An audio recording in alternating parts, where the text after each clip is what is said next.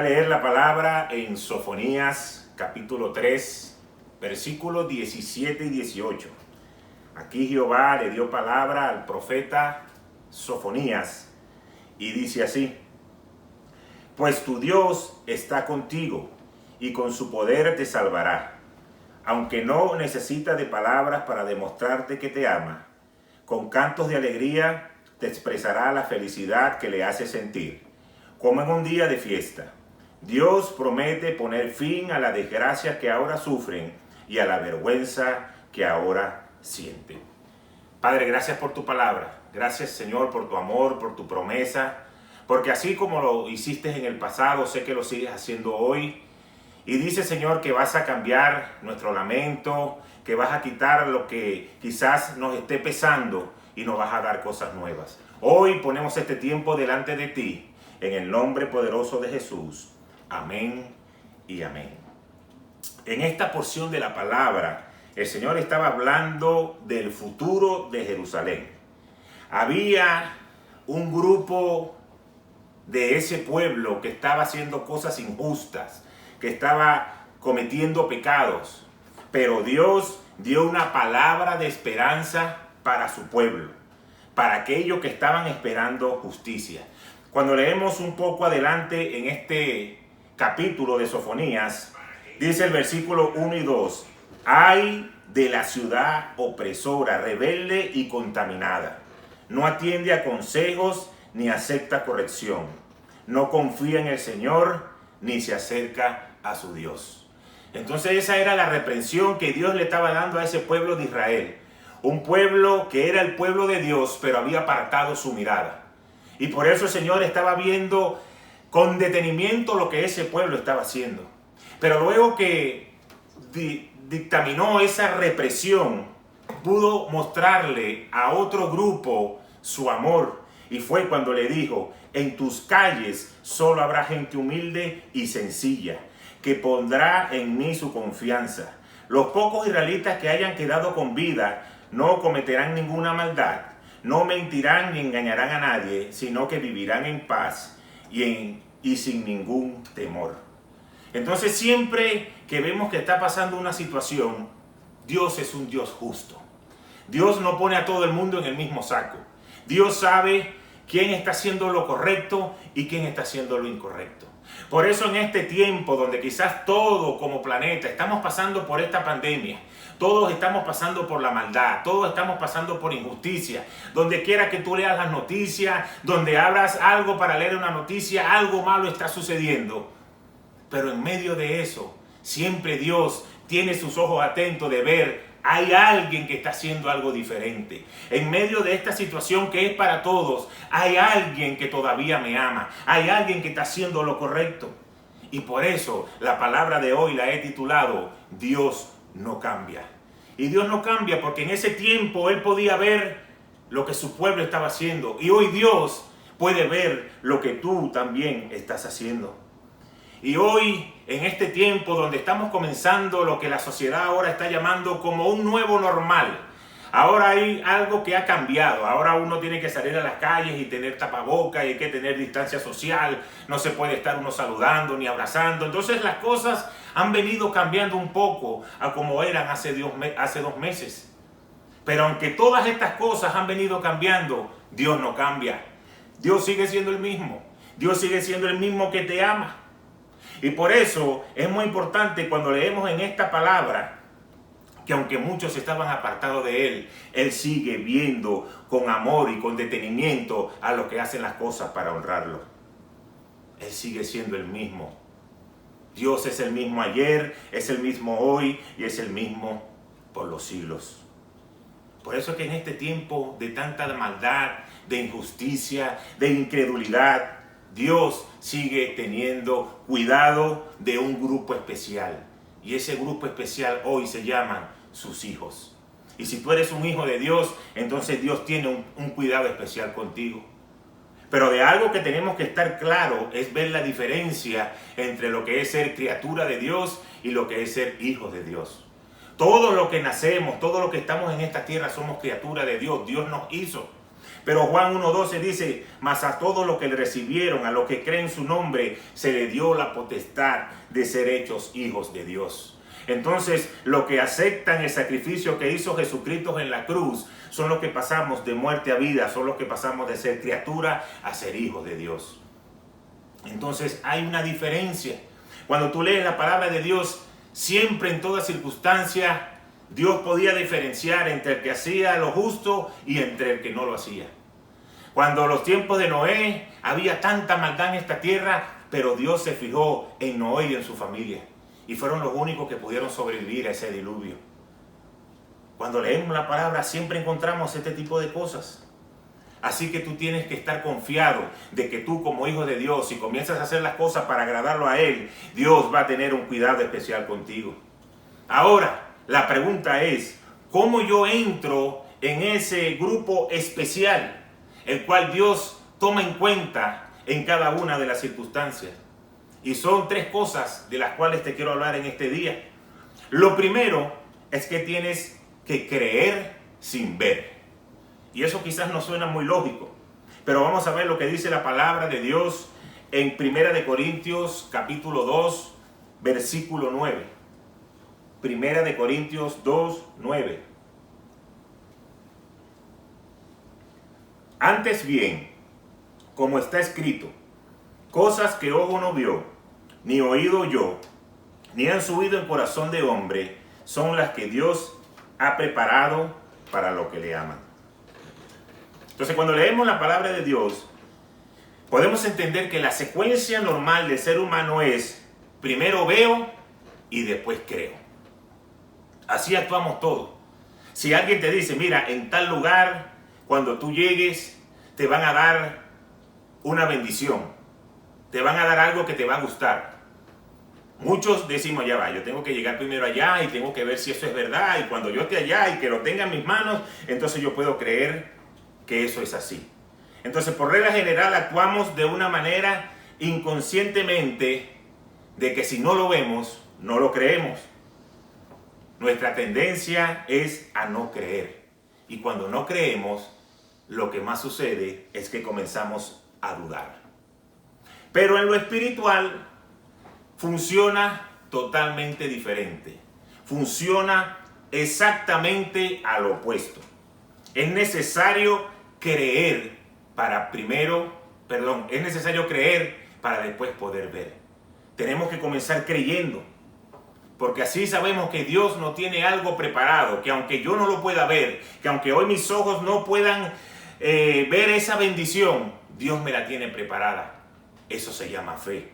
Por eso dice la palabra en Hebreos 11:1, la fe es la certeza de lo que se espera, la convicción de lo que no se ve. Entonces, por medio de la fe, podemos ver con claridad lo que no se puede ver. Qué cosa tan loca. Podemos ver lo que no se puede ver. Eso lo hace la fe. Y cuando leemos la palabra de Dios, nos enseña que para nosotros poder recibir las cosas tenemos que tener la fe como la de un niño. Porque los niños son ellos los que creen sin haber visto.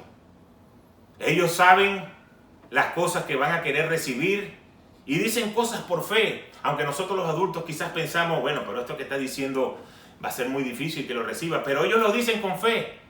Y por eso se cumplen sus vidas y por eso llega. Ellos no saben cuáles son los pasos que hay que dar, ni tan difícil que pueda ser. Solamente lo creen. Por eso tenemos que comenzar a tener fe como niños para poder recibir lo que Dios nos tiene preparado.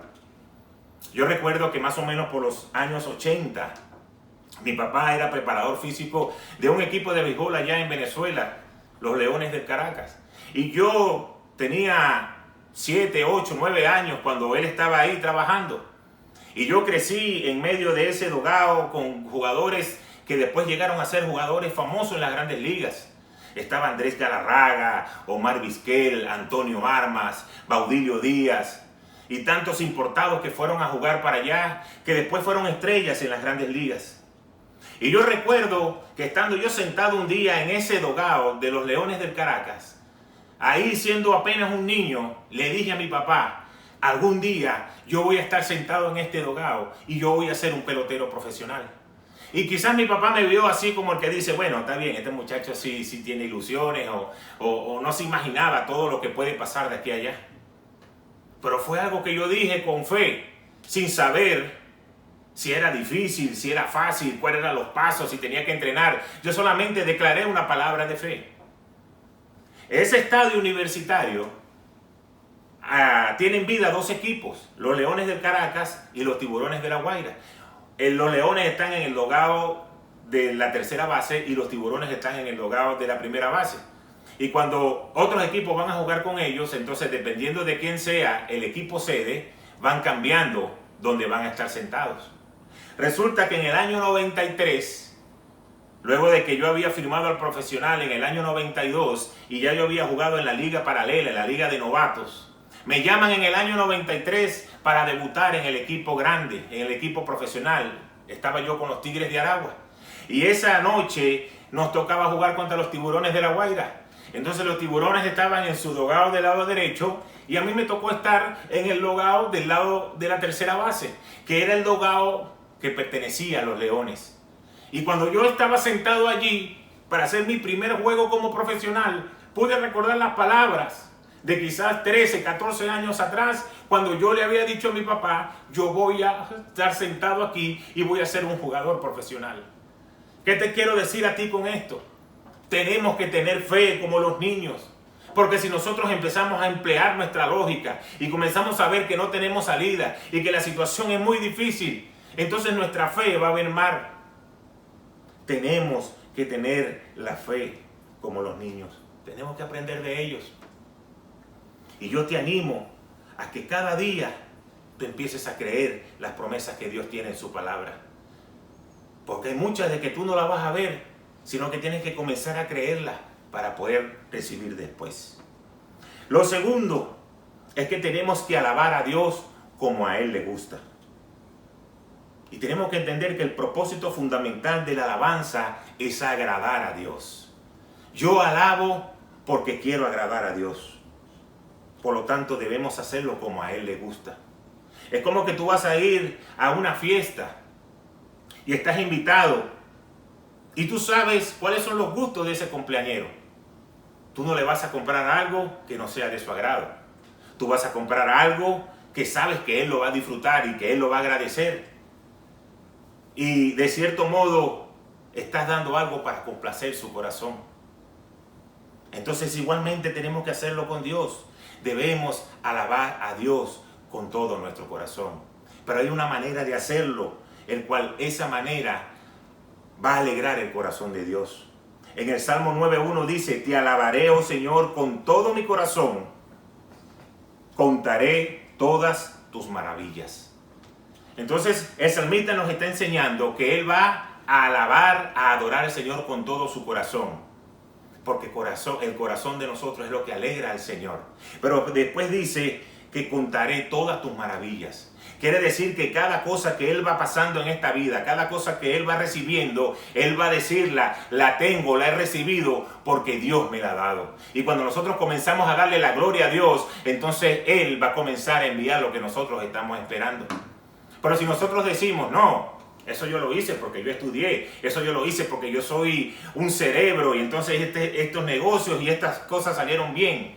Y comenzamos a apartar un poco a Dios y empezamos a alabarnos a nosotros mismos, entonces no estamos haciendo las cosas para agradar a Dios.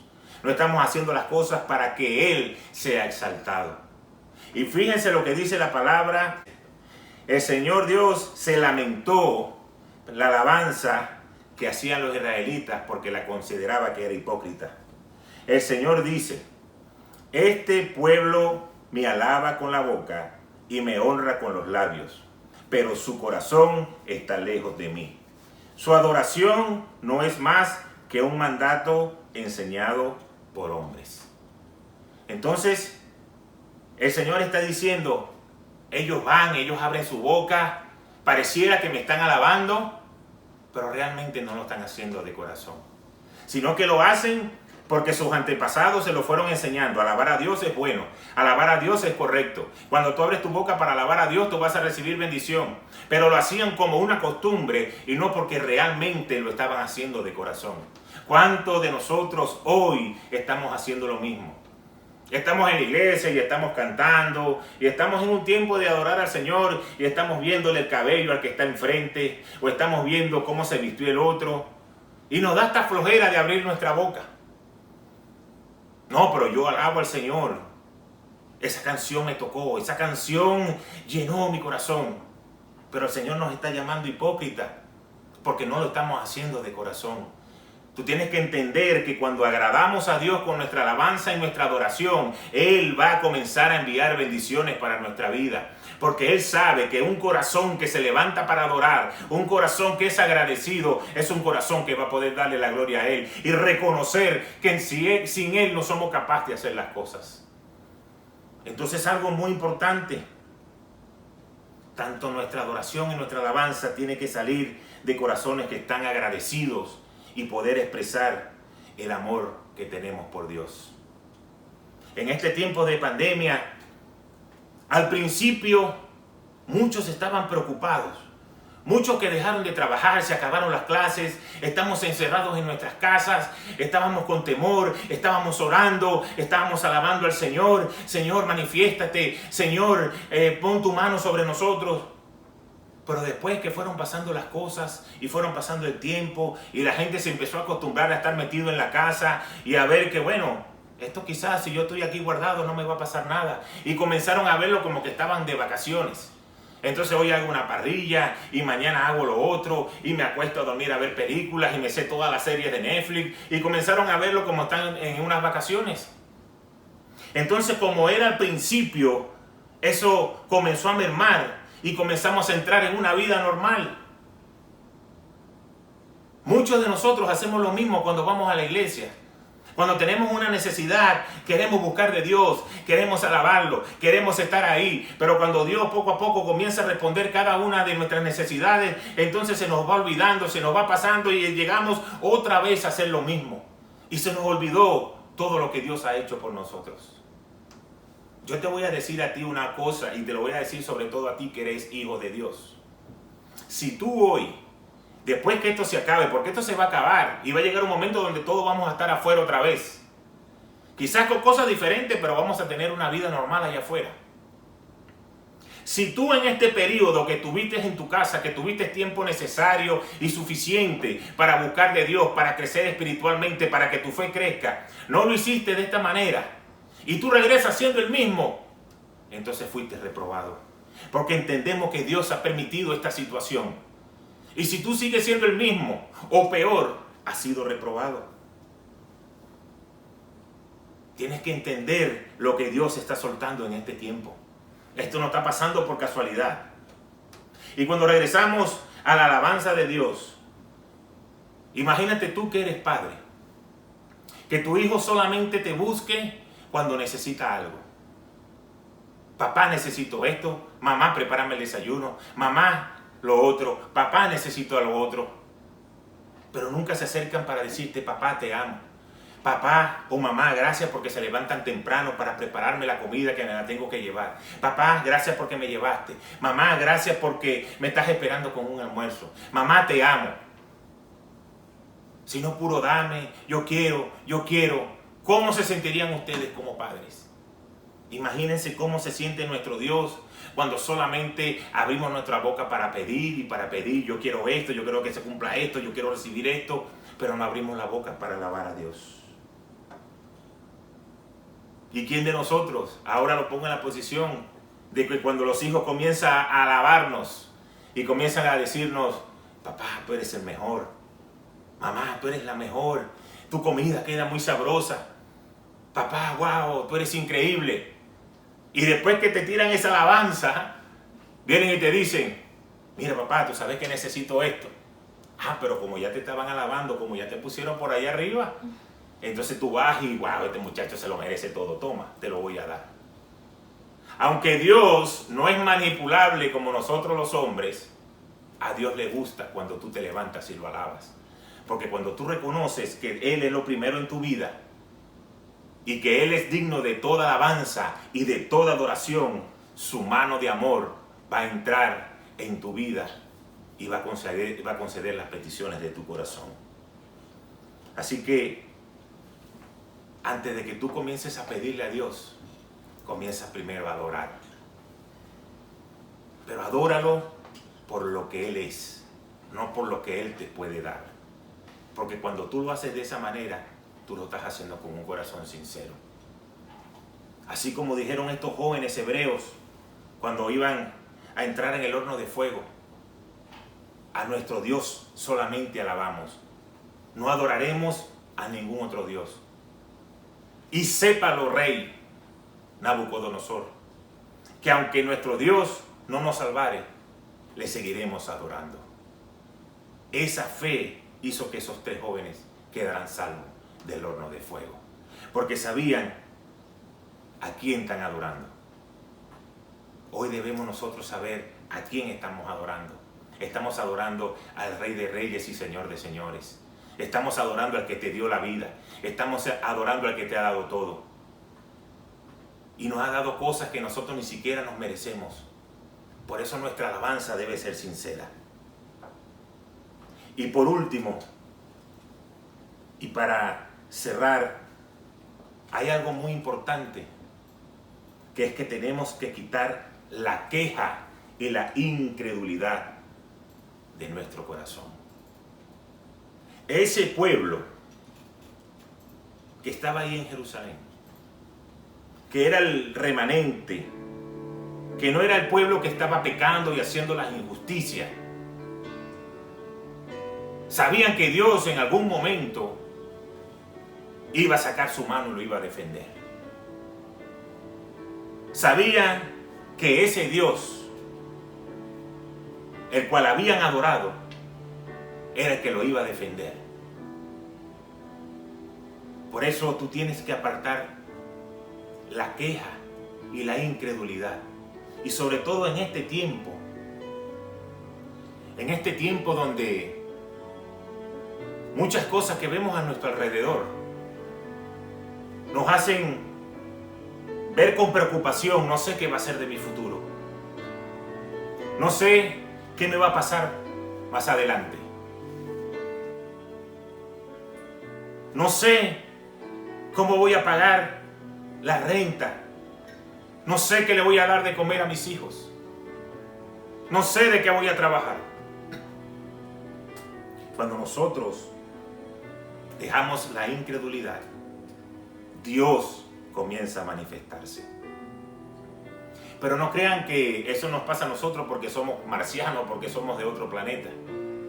Porque cuando leemos la palabra de Dios, vemos que un hombre, el cual Dios le dio tantas cosas y llegó a ser rey, también pasó por un tiempo y por una etapa donde comenzó a quejarse delante de Dios. Vamos a ver lo que dice la palabra en el Salmo 13, versículo 1 y 2. Salmo capítulo 13, versículo 1 y 2.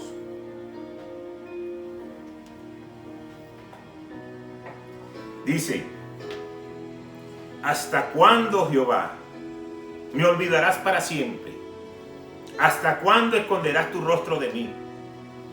¿Hasta cuándo pondré consejos en mi alma, con tristeza en mi corazón cada día? ¿Hasta cuándo será enaltecido mi enemigo sobre mí?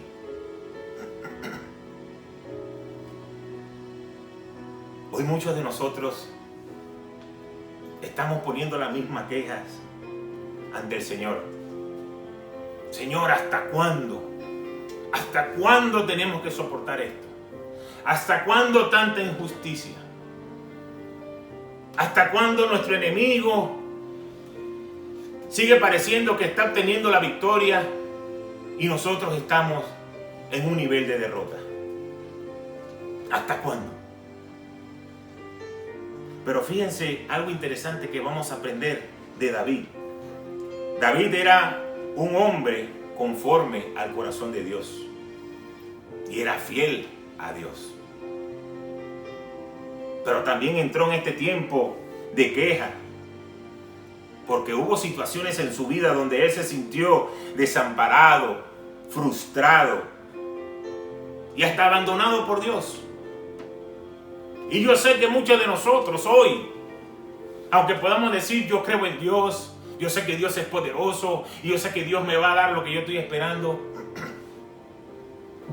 nos sentimos abandonados. Sentimos como que Dios se olvidó de nosotros. Sentimos como que ¿hasta cuándo voy a pasar esta situación? Cuando David escribió este salmo, él estaba siendo perseguido por el rey Saúl. Un rey por el cual él había peleado tantas batallas y le había dado la victoria.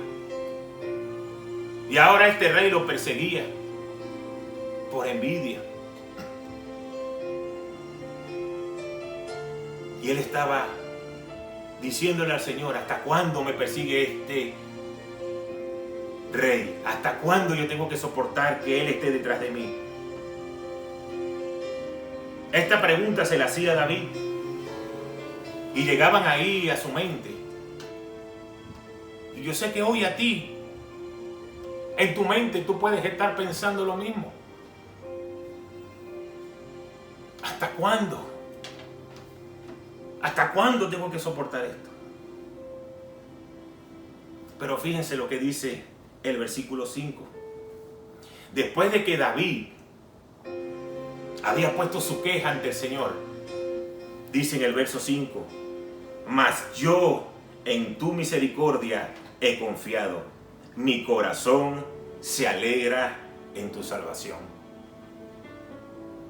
Y fíjense qué importante lo que dice la palabra.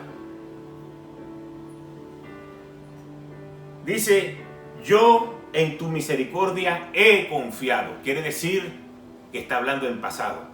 No dice yo confiaré, dice yo he confiado. Quiere decir que David en otras oportunidades había confiado en el Señor. Y sabía que la misericordia de Dios le acompañaba. Él podía recordar cuando siendo un joven se levantó a pelear contra ese gigante, Goliat. Y en el nombre de Dios había vencido. Se podía recordar cuántas veces peleó. En el nombre de Dios se había vencido. Y aunque en ese momento estaba desolado, estaba preocupado, estaba frustrado, él pudo recordar que hubo tiempo en su vida donde él había confiado en Dios. Y lo más importante era que Dios no le había fallado. Por eso tú tienes que saber hoy que cuando tú confías en Dios, Dios no te va a fallar. Él quizás puede tardar, Él quizás puede permitir que pasen ciertas cosas porque quiere formar nuestro carácter. Pero jamás te va a abandonar. Jamás debes dejar de amar y de confiar en Dios. Porque Él se va a mostrar a tu favor. David recordaba realmente quién era Dios. Pero hay algo tan importante. En medio de este desánimo, y fíjense esto que la palabra de Dios nos va a enseñar. En medio de este desánimo, David no podía decir, yo he confiado en la justicia de Dios. Yo he confiado en la ley de Dios. Yo he confiado en la santidad de Dios. Él tuvo que decir, yo he confiado en la misericordia de Dios. ¿Y sabe por qué? Porque con la queja que él tenía al principio y de la manera como desafió a Dios, con incredulidad, si él apelaba a la justicia de Dios, Dios lo iba a condenar. ¡Qué poderoso! Dios lo iba a condenar porque él estaba haciendo lo incorrecto. Entonces él apeló a la misericordia de Dios.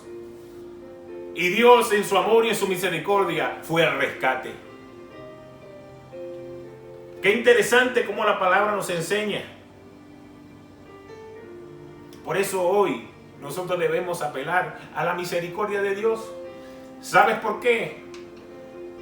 Porque por mucho tiempo hemos estado apartados y le hemos fallado a Dios. Y como decía al principio, quizás de boca lo hemos alabado, pero nuestro corazón no lo ha hecho. Entonces hoy es el día de apelar a la misericordia de Dios. ¿Y qué es la misericordia de Dios? Es que Dios nos dé algo que nosotros no nos merecemos, porque Él es un Dios de amor. Entonces tienes que dejar la queja, tienes que dejar la incredulidad y saber de que Dios te va a dar lo que tú estás esperando. Cuando terminamos de leer la historia de David, esa etapa dura de su vida pasó. Y fue un rey poderoso por 40 años. Tuvo prosperidad económica y tuvo muchas victorias militares, siempre bajo la dirección de nuestro Señor. Entonces, fíjense lo que escribió en el Salmo 37, ese mismo David que estaba en queja, ahora siendo viejo, ahora siendo ya un hombre con experiencia.